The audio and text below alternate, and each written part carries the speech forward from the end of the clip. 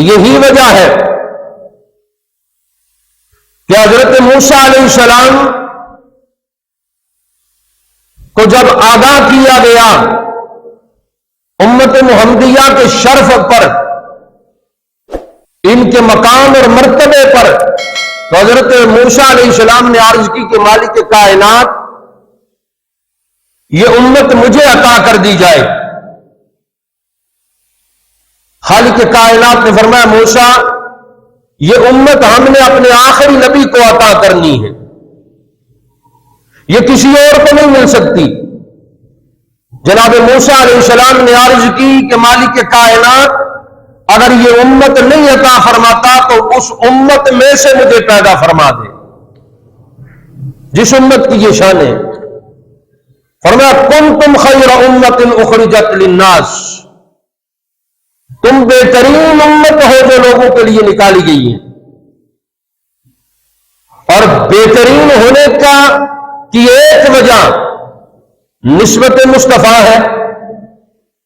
حضور کے دامن کرم سے وابستہ ہے، اس لیے بہترین ہے۔ اس لیے یاد رکھیں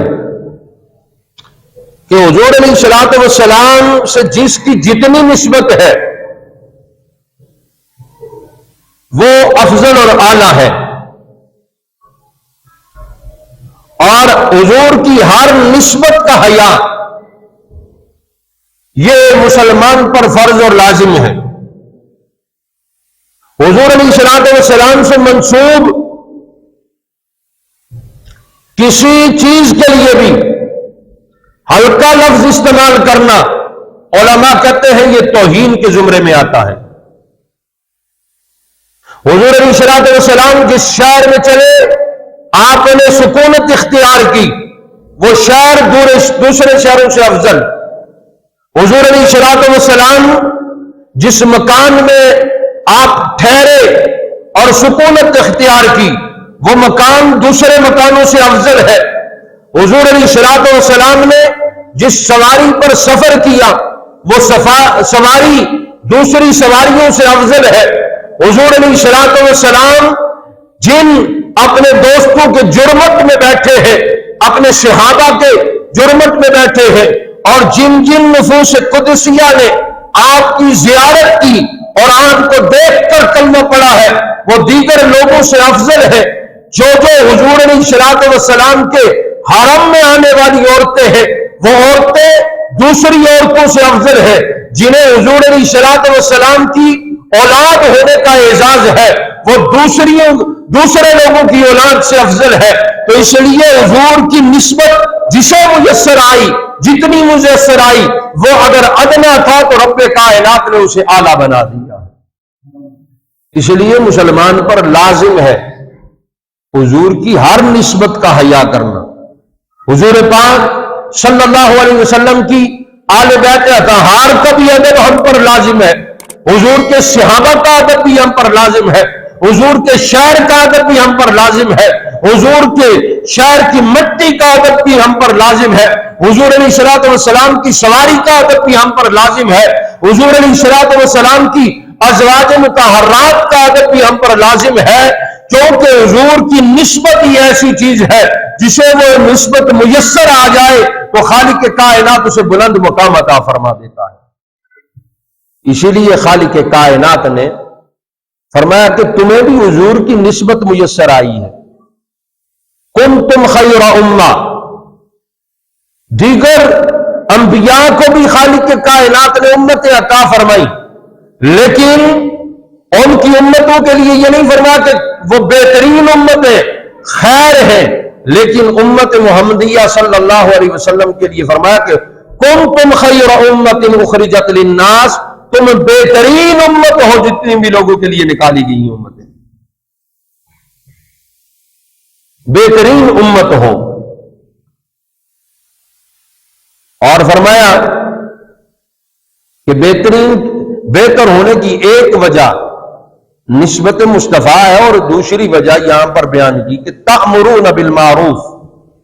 وتنہون عن المنکر وتؤمنون باللہ،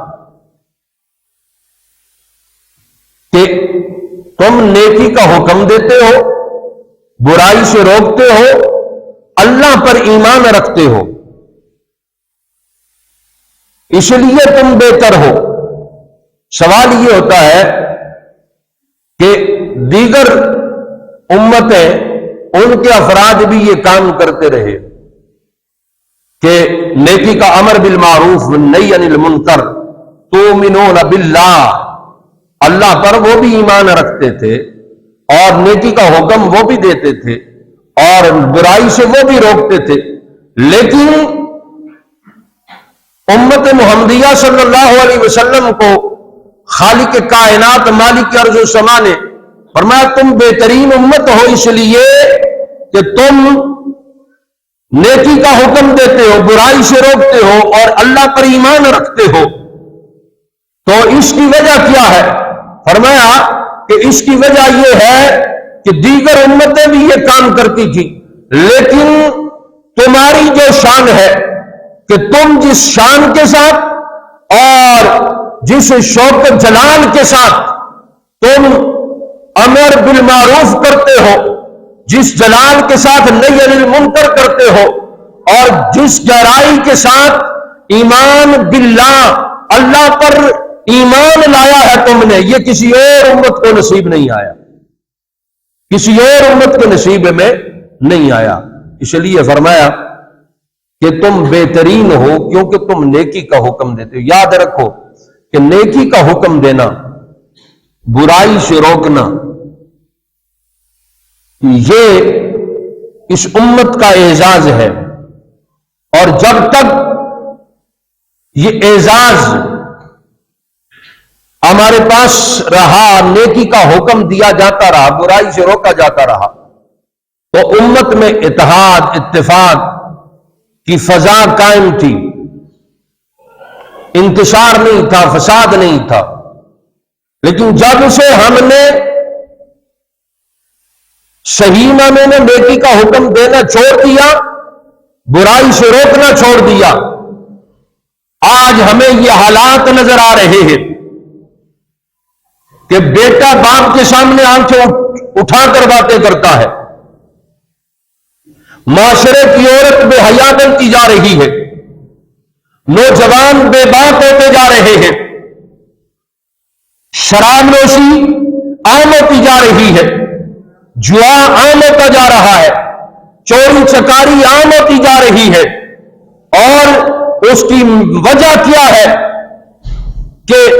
تأمرون بالمعروف، امر بالمعروف اور نہی عن المنکر کا جذبہ ختم ہوتا جا رہا ہے۔ یہ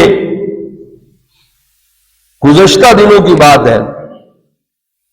کہ اس ہفتے کے دوران اس مین گلی کے اندر سننے میں یہ بات آئی ہے، اس مین گلی کے اندر جو مسجد والی گلی ہے، کسی ایک لیڈیز کو اس کے ہاتھ سے موبائل بھی چھین لیا گیا اور اس سے کے پاس جو پرس وغیرہ تھا وہ بھی لے لیا گیا۔ دن دیہڑے، رات کے سناٹے کی بات نہیں ہے، یہ معاشرے کی حالت کیوں ہو گئی کہ دن دیہڑے ڈکیتیوں کیوں بڑھتی ہے؟ پہلے یہ ہوتا تھا کہ اگر کوئی نوجوان